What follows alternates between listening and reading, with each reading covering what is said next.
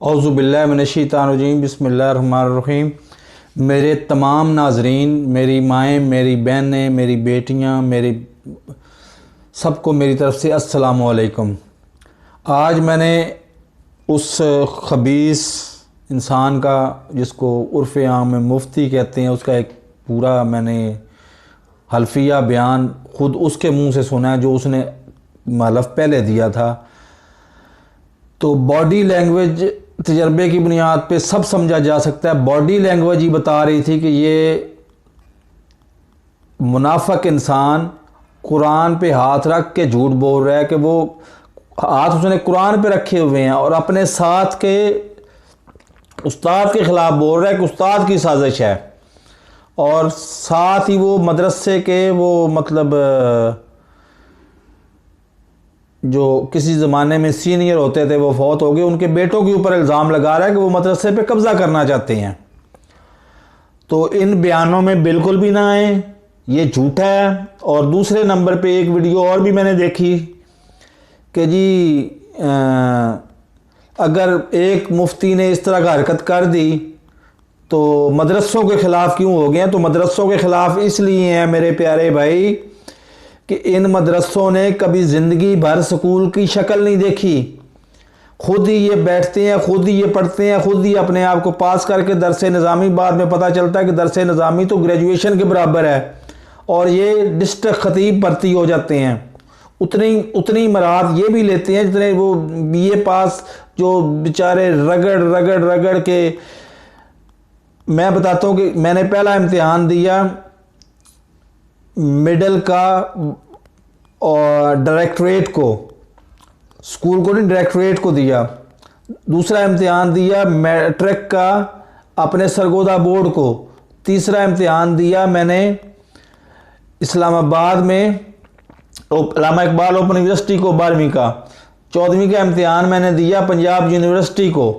तो फिर मैं बीए कहलाया। और ये उधर बैठे बैठे ही मतलब तालीम भी हासिल करते हैं, खुद पेपर भी देते हैं, खुद ही अपने आप को पास भी करते हैं।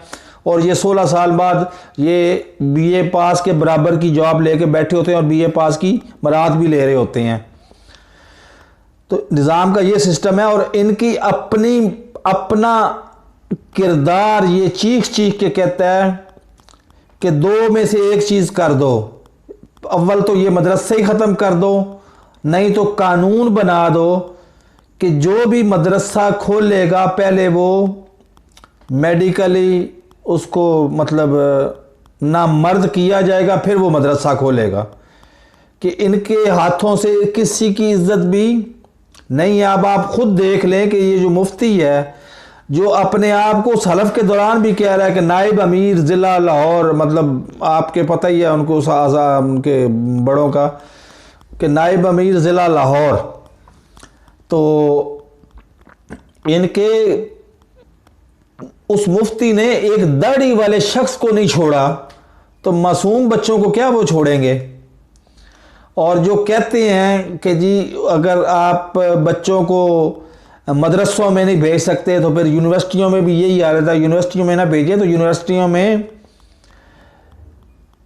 ये मैं मानता हूँ कि यूनिवर्सिटियाँ मतलब बहैसियत मजमूई हमारा किरदार को इतना काबिल फ़ख्र नहीं है, लेकिन यूनिवर्सिटी में बच्चों को या स्कूलों में बच्चों को बोलने का या बगावत करने का मौका बहुत ज़्यादा होता है इन मदरसों के मुकाबले में। मदरसों में मुकाबले में तो आपको पता ही है कि पाँव में जंजीरें डाल के तो इतना तशद्दुद किया जाता है कि बच्चा बेचारा नाम लेने से ही खौफ खाता है, नाम लेने से ही वो जान का ख़तरा उसको पैदा हो जाता है कि मैं तो मारा ना जाऊं कहीं।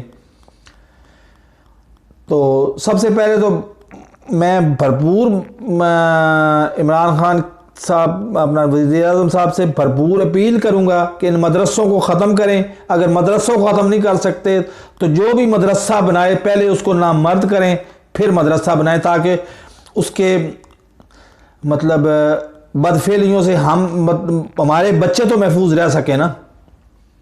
तो मेरे इस चैनल को सब्सक्राइब करें, साथ लगे बेल आइकॉन को दबा के ऑल नोटिफिकेशन का बटन ऑन कर दें, ताकि मेरी हर नई आने वाली वीडियो का नोटिफिकेशन आपको बर वक्त मिल सके। अगर वीडियो मेरी अच्छी लगी है या आप इससे इत्तफाक करते हैं तो लाइक का बटन दबाएं। अदरवाइज़ बसूरत दीगर आप कमेंट सेक्शन में बैठ के अपने कमेंट सेक्शन में जाके अपने कीमती आरा से आगाह करें। मैं आपकी हर कमेंट पढ़ता भी हूँ और कमेंट पढ़ने की रोशनी में आगे अगली वीडियो भी बनाता हूँ। तो इसलिए कमेंट सेक्शन पे कमेंट्स करने से बिल्कुल भी ना घबराएं। मेरे लिए बहुत आपके कमेंट से बहुत रहनुमाई मिलती है मुझे। अल्लाह हाफिज़।